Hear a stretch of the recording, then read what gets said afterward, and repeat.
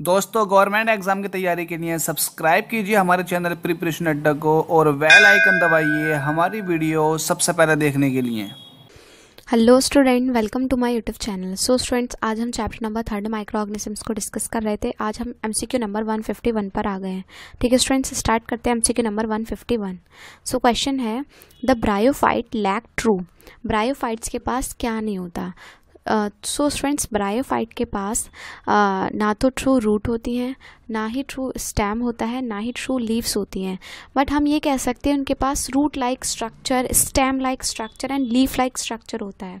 ठीक है students, but question में पूछा है कि ब्रायोफाइट्स के पास क्या ट्रू नहीं होता।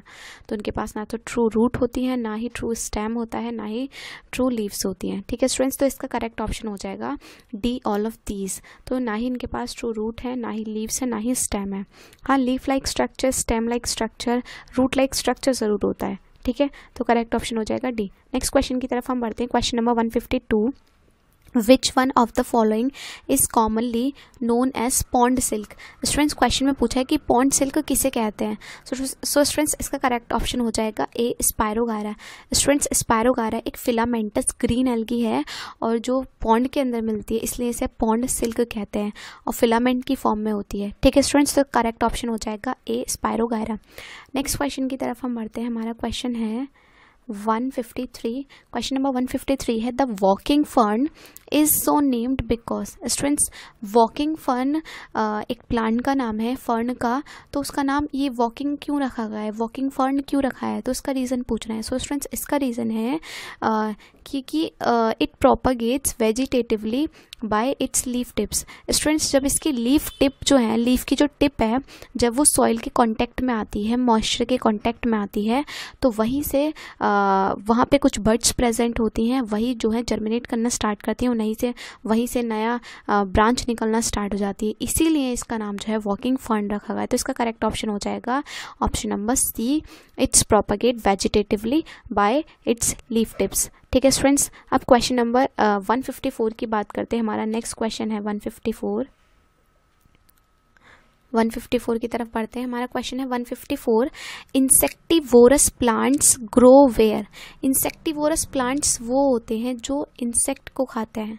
ठीक है, जैसे पिचर प्लांट हो गया, वीनस फ्लाई ट्रैप प्लांट हो गया, ये इंसेक्टिवोरस प्लांट है और ये जो है इंसेक्ट्स को खाते हैं, इंसेक्ट्स को फीड करते हैं। तो क्वेश्चन है कि कहाँ ग्रो करते हैं स्टूडेंट्स वो। सो स्टूडेंट्स, वो वहाँ ग्रो करते हैं जहाँ सॉइल के अंदर नाइट्रोजन की कमी होती है। ठीक है, वो वहाँ ग्रो करेंगे इंसेक्टिवोरस प्लांट जहाँ पे नाइट्रोजन की कमी होगी सॉइल के अंदर, उस सॉइल के अंदर ग्रो करते हैं। तो इसका करेक्ट ऑप्शन हो जाएगा ए। स्टूडेंट्स, क्योंकि वो ये सारे मिनरल्स जो हैं वो इंसेक्ट्स से ले लेते हैं, इसी वजह से वो उस सॉइल में ग्रो करना पसंद करते हैं जहाँ पे नाइट्रोजन की डेफिशिएंसी हो। ठीक है, तो इसका करेक्ट ऑप्शन हो जाएगा ए। ठीक है, नेक्स्ट क्वेश्चन की तरफ हम बढ़ते हैं। क्वेश्चन नंबर हमारा है, नेक्स्ट क्वेश्चन है क्वेश्चन नंबर 155 को देखते हैं। ठीक है, 155 है हमारा क्वेश्चन नंबर 155 है, consider the following statement. So statements को पढ़ते हैं, फिर उसमें उन्होंने क्वेश्चन में पूछा है which of these statement is are correct, कौन सा करेक्ट है। ठीक है, चलिए पढ़ते हैं। फर्स्ट स्टेटमेंट है हमारा, the common blue green algae Spirogyra and Ulothrix are found in both fresh water ponds and ocean. ठीक है स्टूडेंट्स, तो उन्होंने क्वेश्चन में पूछा है कि blue green algae Spirogyra and Ulothrix जो हैं ये फ्रेश वाटर पॉन्ड्स में भी मिलती हैं एंड ओशंस में भी मिलती हैं। हाँ, तो स्टूडेंट्स ये करेक्ट ऑप्शन है, ये जो एल्गी हैं ये पॉन्ड्स और ओशन दोनों में मिलती हैं। ठीक है, नेक्स्ट क्वेश्चन की तरफ हम नेक्स्ट जो ऑप्शन है उसको देखते हैं, सेकेंड वाला, the chameleon can look ahead with one eye and at the same time look behind with another. So question में पूछा है कमीलियन जो गिरगिट होता है एक आँख से आगे देख सकता है और साथ ही दूसरी आँख से पीछे देख सकता है।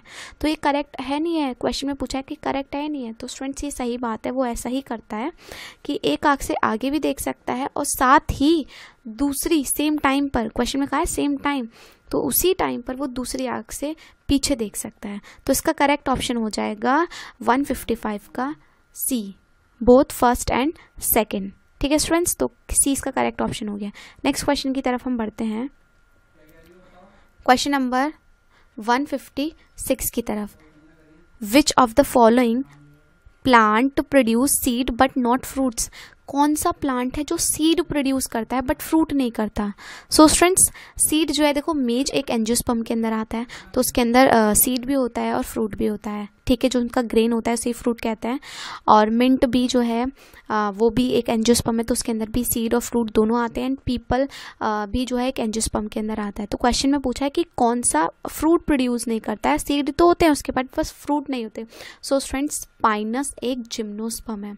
पाइनस एक जिम्नोस्पर्म है, और जिम्नोस्पर्म जो प्लांट्स होते हैं उनके पास सिर्फ और सिर्फ सीड होता है, ओवरी नहीं होती है। स्टूडेंट्स, आपको मैंने बताया था ओवरी ही आगे जाके फ्रूट्स बनाती है, ठीक है, और उसी ओवरी के अंदर ओव्यूल्स होते हैं, तो ओव्यूल्स कन्वर्ट हो जाते हैं सीड में और ओवरी कन्वर्ट हो जाती है फ्रूट में। बट जिम्नोस्पर्म, पाइनस जो है एक जिम्नोस्पर्म है, और जिम्नोस्पर्म के अंदर सीड जो होते हैं वो नेक्ड होते हैं, मतलब किसी भी ओवरी वॉल से कवर नहीं होते, मतलब कोई ओवरी नहीं होती, चारों तरफ सिर्फ और सिर्फ सीड होते हैं। जैसे पाइनस का जो सीड होता है उसे चिलगोजा बोलते हैं, ठीक है students, as a dry fruit की तरह उसको यूज़ करते हैं। तो चिलगोजा उसका सीड होता है जो ड्राई फ्रूट की तरह होता है, और इसके अंदर फ्रूट नहीं होता, सिर्फ और सिर्फ सीड होते हैं, ठीक है स्टूडेंट्स। नेक्स्ट क्वेश्चन की तरफ हम बढ़ते हैं। क्वेश्चन हमारा है 157। Which of the following is categorized as millet? तो मिलेट की तरह किसे कैटेगराइज कर सकते हैं, ठीक है स्टूडेंट्स? तो इसका करेक्ट ऑप्शन हो जाएगा सोरगम। स्टूडेंट्स, सोरगम जो है ना ग्रास फैमिली के अंदर आता है, और मिलेट जो होते हैं ना ये भी एक स्मॉल सीडेड ग्रासेस होती है, ठीक है, तो इसका करेक्ट ऑप्शन हो जाएगा सी, सोरगम, ठीक है। नेक्स्ट क्वेश्चन की तरफ हम बढ़ते हैं। हमारा नेक्स्ट क्वेश्चन है क्वेश्चन नंबर 158। क्वेश्चन नंबर 158 है microbial fuel cells are consider as a source of sustainable energy, why? तो इसमें क्वेश्चन में पूछा है कि माइक्रोबियल फ्यूल जो है उनको सस्टेनेबल एनर्जी की तरह क्यों यूज़ किया जाता है। सो इसका आंसर हमें बताना है।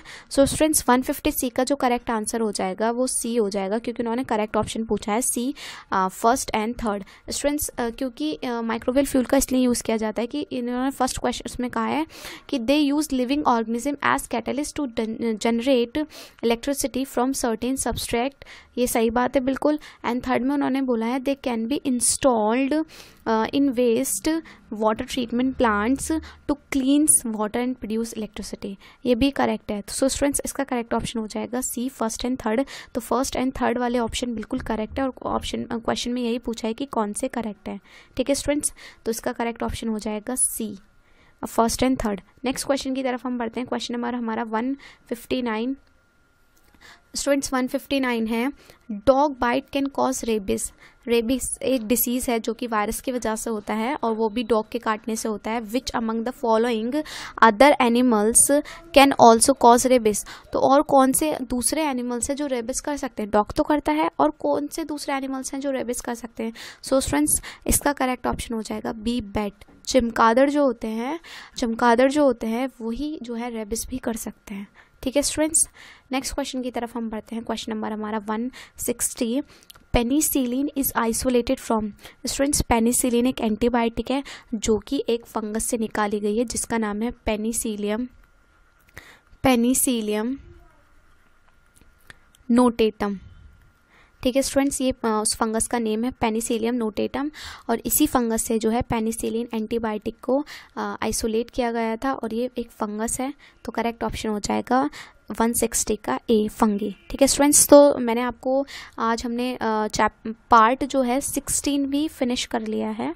सो मैं इसी तरीके से आपको सारे चैप्टर्स करा दूंगी। ल्यूसेंट जनरल नॉलेज साइंस के जितने भी चैप्टर्स हैं बायो के, मैं आपको सारे डिटेल में MCQs को डिस्कस कराऊंगी, ठीक है स्टूडेंट्स। सो आई होप आपको वीडियो अच्छी लगी हो तो वीडियो को लाइक करें, शेयर करें, हमारे चैनल को सब्सक्राइब करें। Thank you so much.